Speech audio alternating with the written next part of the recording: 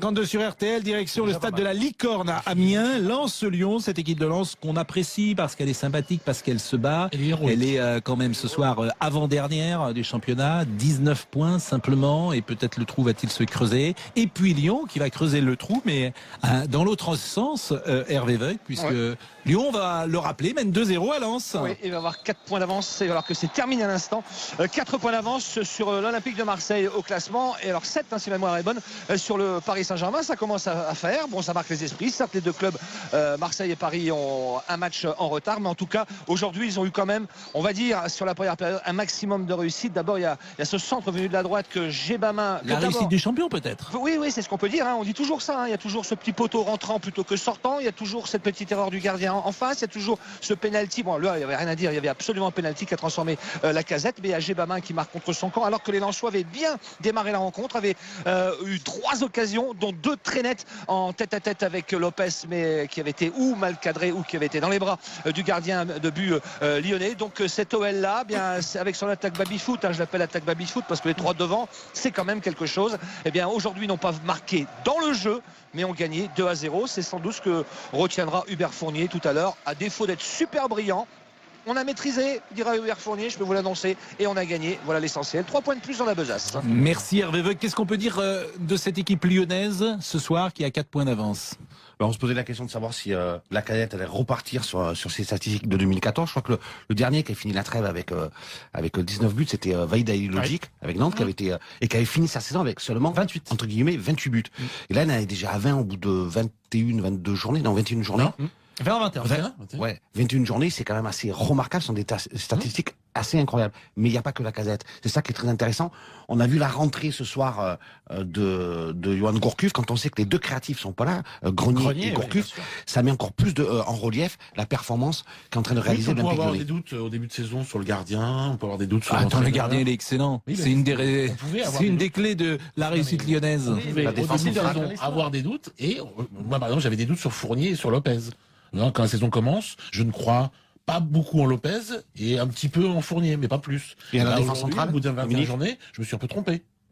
Il est en défense centrale, Dominique, parce que Bisevac, Umtiti, c'est pas... C'est le point faible. C'est le point faible de cette match. Depuis la défaite à Geoffroy Guichard, qui était le 30 novembre, 3-0. Lyon a gagné 2-1 contre Reims. Lyon est allé gagner à Évian 3-2. Lyon a battu Caen 3-0. Lyon a fait match nul avec Monaco. Lyon a gagné à Bordeaux 5-0. On se souvient, c'était le dernier match avant la trêve. Lyon a gagné à Lens 3-2, ça c'était en Coupe de France. Et Lyon a battu l'autre soir Toulouse 3-0. Et là, Lyon vient de gagner 2-0. Donc d'abord, Lyon ne prend plus de buts, ou très peu.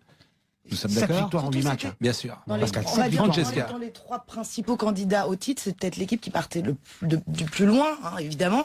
Et c'est l'équipe, en tout cas, maintenant qui a des certitudes dans le jeu. On a le sentiment que par rapport à Paris ou par rapport à Marseille, Lyon a des certitudes dans son jeu. Et oui, notamment dans le jeu collectif. Bah ouais, mais c'est quand même pas mal. Si ça pouvait donner des idées aux autres clubs français de s'appuyer enfin sur un centre de formation performant, et Dieu sait si mais tout le monde essaye de le faire, pardonnez-moi. Oui, mais ça marche pas. Nantes essaye de le faire, Toulouse essaye de le faire, mais beaucoup. Toulouse, il recrute que les étrangers. Rennes, qui a un des meilleurs centres de formation, il recrute que les étrangers. Mais Marseille, on se demande ce qu'ils font de leurs jeunes. Il y a une grosse différence. Bernard Lyons. Le Stade Rennais avait pendant des années terminé comme premier centre de formation de France. Sauf qu'il formait que des footballeurs. Ils formaient pas des joueurs de football. Et tu t'aperçois, la différence, elle est fondamentale. Les footballeurs, c'est des grands costauds qui vont vite, qui sont résistants, mais qui sont pas créatifs. Et Lyon a cette qualité à pouvoir former aussi des joueurs de football, c'est-à-dire des joueurs qui jouent au football. On le voit avec la Casette, mais on le voit avec Fekir. On l'a vu un petit peu. Vous avez des infos d'ailleurs sur Fekir, s'il va choisir la nationalité française ou pas, s'il va choisir l'équipe de France ou l'équipe d'Algérie? Non, pas encore. Quand est-ce qu'il prend sa décision? C'est un dossier important, ça, pour le foot français, parce que Fekir est un excellent joueur, bien évidemment, et il hésite entre l'Algérie, il a la double nationalité. Pascal, c'est un signe fort. Enfin, là, de toute façon, mais vous savez, là tout de suite, il aurait joué avec l'Algérie. S'il choisit la France. Mais écoutez, moi j'espère pour l'équipe de France que Fekir ça doit être un choix très délicat pour lui. Mais c'est délicat, bien sûr, surtout parce que l'équipe d'Algérie est une excellente équipe. Surtout l'actualité de l'équipe de France. Voilà. Parce qu'il faut rappeler un petit point de règlement. C'est-à-dire que quand bien même Fekir serait sélectionné pour jouer contre le Brésil là, au mois de mars, à partir du moment, avec la nouvelle réglementation FIFA, à partir du moment où ce n'est pas un match de compétition, il aurait encore la liberté d'opter ensuite pour l'Algérie. Et c'est ça tout le problème. C'est-à-dire que tant qu'il n'y a pas de match d'Euro 2016, la France ne peut pas naturaliser entre guillemets sportivement ses joueurs binationaux. C'est la fin de la première partie. 52 sur RTL, direction le stade de la Licorne à Amiens. Lens-Lyon, cette équipe de Lens qu'on apprécie parce qu'elle est sympathique, parce qu'elle se bat. Elle est quand même ce soir avant-dernière du championnat. 19 points simplement, et peut-être le trou va-t-il se creuser. Et puis Lyon qui va creuser le trou, mais dans l'autre sens, Hervé Veuc, puisque Lyon va le rappeler, mène 2-0 à Lens. Oui, il va avoir 4 points d'avance, alors que c'est terminé à l'instant. 4 points d'avance sur l'Olympique de Marseille au classement, et alors 7 si ma mémoire est bonne sur le Paris Saint-Germain. Ça commence à faire, bon, ça marque les esprits. Certes, les deux clubs Marseille et Paris ont un match en retard, mais en tout cas aujourd'hui ils ont eu quand même, on va dire, sur la première période un maximum de réussite. D'abord il y a ce centre venu de la droite que Djebama, la réussite du champion peut-être. Oui, c'est ce qu'on peut dire, hein. On dit toujours ça, hein. Il y a toujours ce petit poteau rentrant plutôt que sortant, il y a toujours cette petite erreur du gardien en face, il y a toujours ce penalty. Bon, là il n'y avait rien à dire, il y avait absolument un penalty qui a transformé la casette, mais il y a Djebama qui marque contre son camp, alors que les Lensois avaient bien démarré la rencontre, avaient eu 3 occasions, dont 2 très nettes en tête-à-tête avec Lopez, mais qui avait été ou mal cadré ou qui avait été dans les bras du gardien de but lyonnais. Donc cet OL là, bien avec son attaque baby-foot, hein, je l'appelle attaque baby-foot parce que les 3 devant, c'est quand même quelque chose. Et bien aujourd'hui, ils n'ont pas marqué dans le jeu, mais ont gagné 2-0. C'est sans doute ce que retiendra Hubert Fournier tout à l'heure, à défaut d'être super brillant. On a maîtrisé, dira Hubert Fournier, je peux vous l'annoncer, et on a gagné. Voilà l'essentiel. 3 points de plus dans la besace. Merci Hervé Veuc. Qu'est-ce qu'on peut dire de cette équipe lyonnaise ce soir qui a 4 points d'avance? On se posait la question de savoir si la cadette allait repartir sur ses statistiques de 2014. Je crois que le dernier qui avait fini la trêve avec 19 buts, c'était Vahid Halilhodžić avec Nantes, qui avait été et qui avait fini sa saison avec seulement 28 entre guillemets 28 buts. Et là, elle est déjà à 20 au bout de 22 journées, non 21 journées. 20-21. Ouais, 21 journées, c'est quand même assez remarquable, ce sont des statistiques assez incroyables. Mais il n'y a pas que la casette. C'est ça qui est très intéressant.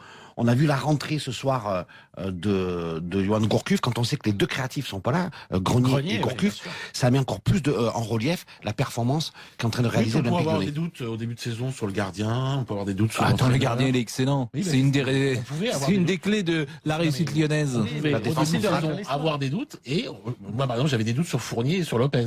Quand la saison commence, je ne crois pas beaucoup en Lopez et un petit peu en Fournier, mais pas plus. Et à la défense centrale, au bout de 21 journées, je me suis un peu trompé. Il est en défense centrale, Dominique, parce que Bisevac, Umtiti, c'est pas... C'est le point faible. C'est le point faible de cette... Depuis la défaite à Geoffroy Guichard, qui était le 30 novembre. 3-0. Lyon a gagné 2-1 contre Reims. Lyon est allé gagner à Évian 3-2. Lyon a battu Caen 3-0. Lyon a fait match nul avec Monaco. Lyon a gagné à Bordeaux 5-0. On se souvient, c'était le dernier match avant la trêve. Lyon a gagné à Lens 3-2, ça c'était en Coupe de France. Et Lyon a battu l'autre soir Toulouse 3-0. Et là, Lyon vient de gagner 2-0. Donc d'abord, Lyon ne prend plus de buts, ou très peu.